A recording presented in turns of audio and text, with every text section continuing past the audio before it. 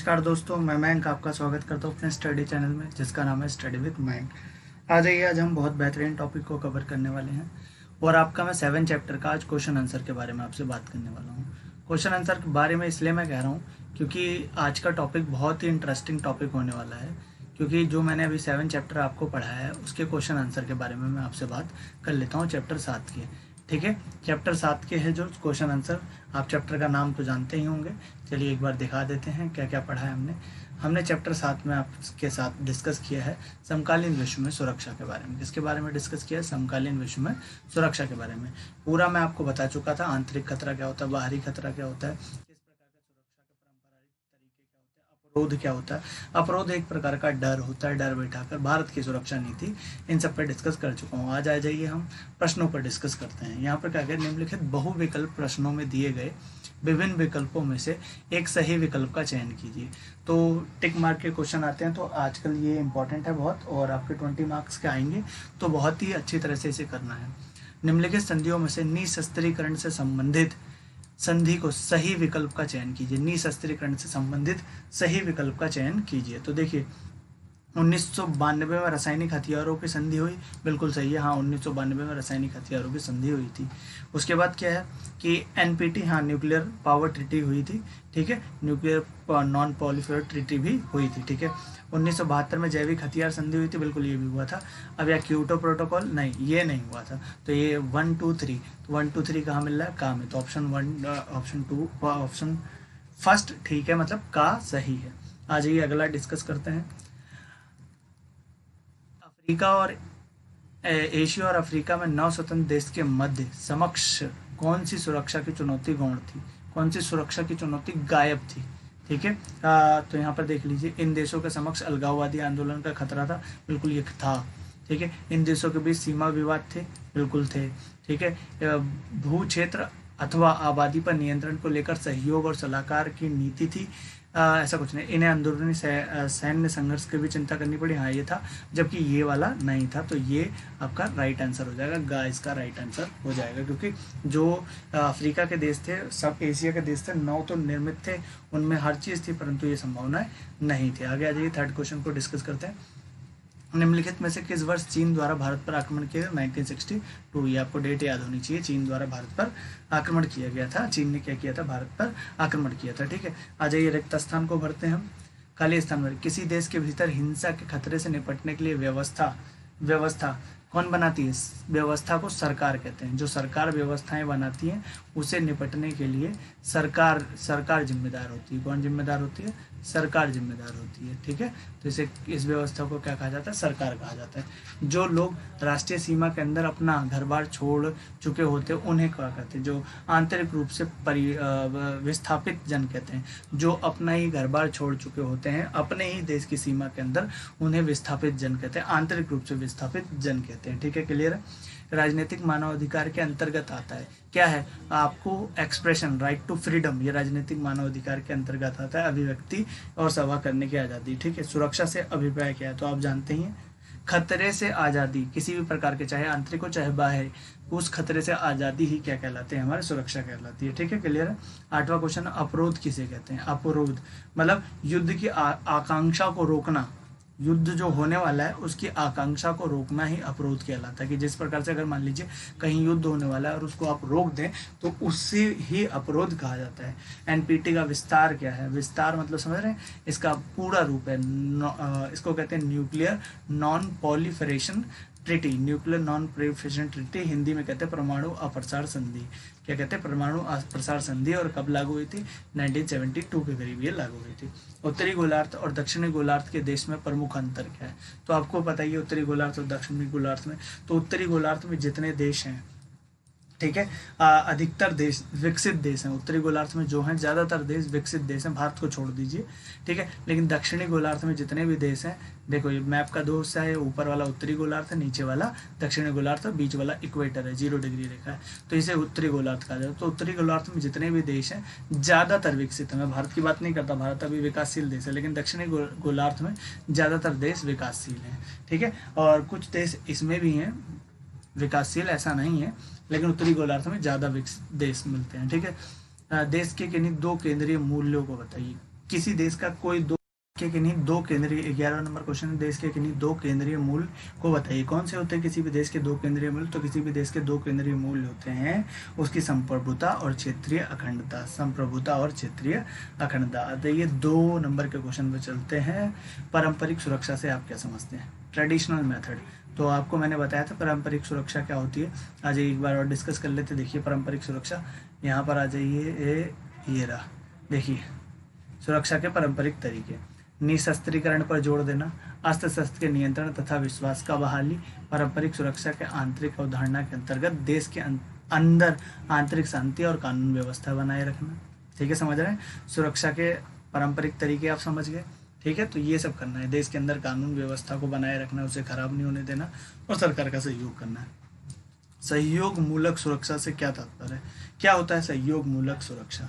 तो अपारंपरिक खतरे से निपटने के लिए, ठीक है, सैन्य संघर्ष के बजाय अंतर्राष्ट्रीय सहयोग की रणनीति ही सहयोग मूलक कहलाती है। जैसे मान लीजिए आपके पास बाहर से कोई रिलेटेड खतरा है, अगर ऐसा खतरा है तो आप क्या करिए, खुद निपटने से अच्छा है आप देशों का गुट बना लीजिए, तो अपने आप ही क्या हो जाएगा, उससे निपटने के लिए सहयोग मूलक कहा जाता है। जब क्या करना, गठबंधन करने लगता है तो उसे सहयोग मूलक सुरक्षा यही कहा जाता है। आंतरिक रूप से विस्थापित जन कौन से होते हैं? तो मैंने आपको अभी ऊपर ही बताया था, एक हमारा था कि जो अपनी ही देश की सीमा में इधर उधर भटकने के लिए मजबूर हो जाते हैं, उसे आंतरिक रूप से विस्थापित जन कहते हैं। जैसे एग्जाम्पल के लिए 2001 कश्मीरी पंडित वाला मामला आप देख सकते हैं।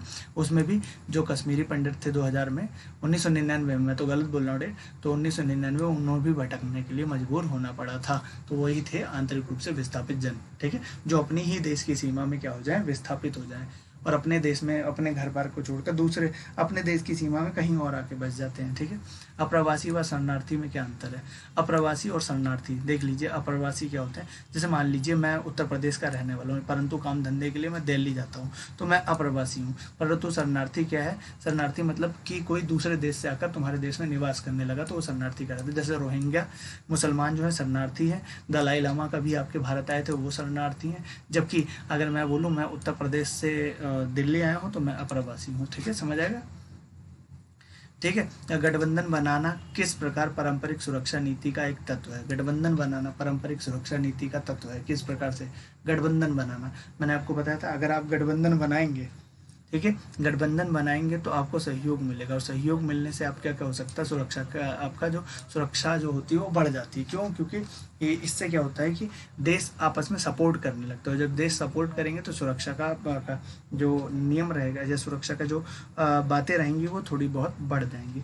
निशस्त्रीकरण से क्या अभिप्राय है? निशस्त्रीकरण आप समझिए, अस्त्र शस्त्र की होड़ न लगाकर क्या करना, बिना अस्त्र शस्त्र के बातों को शांतिपूर्ण निपटारा करना ही निशस्त्रीकरण कहलाता है। और प्रत्येक देश ने NPT और परमाणु अप्रसार संधि, जैविक हथियार संधि, तो ये सब करके निशस्त्रीकरण की ओर कदम बढ़ाया है। इससे क्या होता है, शांति बहाल हो जाता है। क्वेश्चन नंबर 7 शरणार्थी क्या होता है? देखो, दलाई लामा एक शरणार्थी थे। ठीक है, आंतरिक विस्थापित जन क्या से थे? कश्मीरी पंडित। पारंपरिक सुरक्षा था क्या? पारंपरिक सुरक्षा क्या होता है? और देखो, सैन्य खतरे से बाहरी, आंतरिक खतरे से सुरक्षा, और सॉरी ये पारंपरिक सुरक्षा ये है और ये है। तो सैन्य शक्ति से गैर परंपरागत और परंपरागत मानव सुरक्षा और विश्व की सुरक्षा। ठीक है, क्लियर है? आ जाइए 4 अंकों के प्रश्नों के बारे में बात करते हैं। भारत में सुरक्षा नीति के प्रमुख घटकों का उल्लेख कीजिए। बहुत वेरी इंपॉर्टेंट है। प्रमुख चीजें हैं जो भारत में सुरक्षा नीति के हैं, उसके बारे में हमको उल्लेख करना है। तो देखिए, भारत में जो प्रमुख, पहले सैन्य क्षमता को मजबूत करना पड़ेगा। प्रत्येक भारत के व्यक्ति को, यह सरकारों का काम होगा कि सैन्य क्षमता मजबूत करे, तभी भारत को मजबूत किया जा सकता है। दूसरा, अंतर्राष्ट्रीय सुरक्षा व्यवस्था बनाए रखे, अंतर्राष्ट्रीय संस्थाओं में सम्मान मिले भारत को। ठीक है, सुरक्षा व्यवस्था बनाए रखे, आंतरिक सुरक्षा व्यवस्था बनाए रखे, और अगर कोई भी खतरा है तो उससे निपटने के लिए तैयार रहे। और तीसरा, सबसे आर्थिक मजबूती बनी रहे। मैं अगर कहता हूँ, शुरुआत से 4 पॉइंट की बात करूँ तो सैन्य क्षमता को मजबूत करे भारत, तो भारत मजबूत हो सकता है। उसके बाद दूसरा पॉइंट है अंतर्राष्ट्रीय संस्थाओं का सम्मान। ठीक है, अंतर्राष्ट्रीय संस्थाओं का सम्मान करे, उसमें शामिल हो, तो भी भारत आगे बढ़ सकता है। आंतरिक सुरक्षा व्यवस्था से निपटने पर भी भारत आगे बढ़ सकता है। और जो अंतिम पॉइंट है वो आर्थिक मजबूती है। भारत की अगर आर्थिक मजबूती हो गई तो भारत अपने आप विकसित हो जाएगा। प्रति व्यक्ति आय तथा जनसंख्या वृद्धि विश्व में आर्थिक असमानता को कैसे प्रभावित करती है? कैसे प्रभावित करते हैं? गरीब व अमीर के बीच वैश्विक स्तर और आर्थिक अंतर कम करने के लिए कोई 2 उपाय बताइए। पहली बात तो सबसे बड़ी बात, पहली बात सबसे इम्पोर्टेंट चीज़ है कि जहाँ भी प्रति व्यक्ति आय बहुत ज़्यादा होगी, ठीक है, तो वहाँ पर लोगों का लिविंग ऑफ स्टैंडर्ड बहुत अच्छा होगा।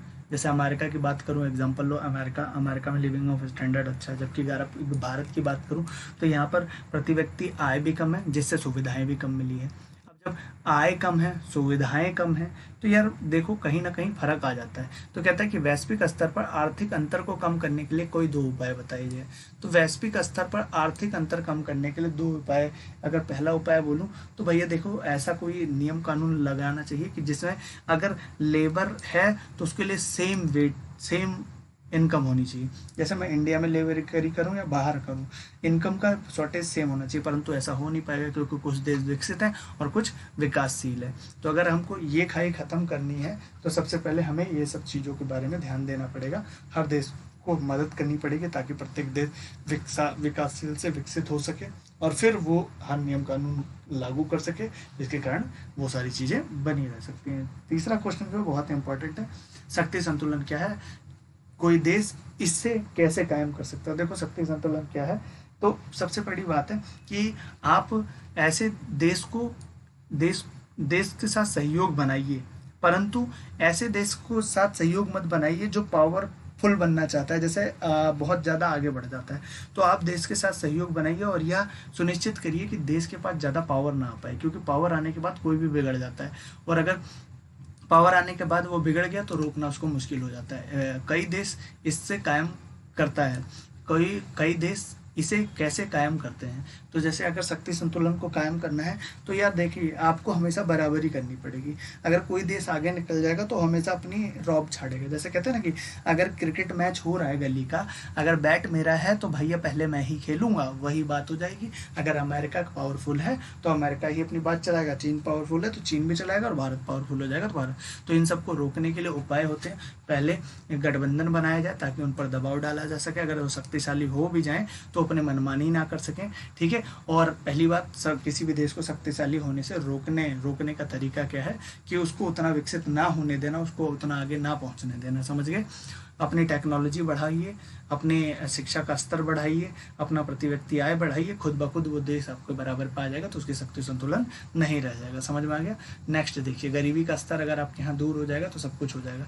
चित्र में दर्शाया गया समस्या कौन सी है, इसके बारे में बताना है, और उसके बाद मुझे लगता है आप सब अब कर लेंगे, ठीक है। इतने ही इंपॉर्टेंट क्वेश्चन थे जिसके बारे में मैं डिस्कस करूँगा। चौथा क्वेश्चन बहुत इंपॉर्टेंट है, इसके बारे में मैं डिस्कस करूँगा। वीडियो अच्छी लगी तो प्लीज़ लाइक कीजिएगा, शेयर कीजिएगा और कमेंट कीजिएगा।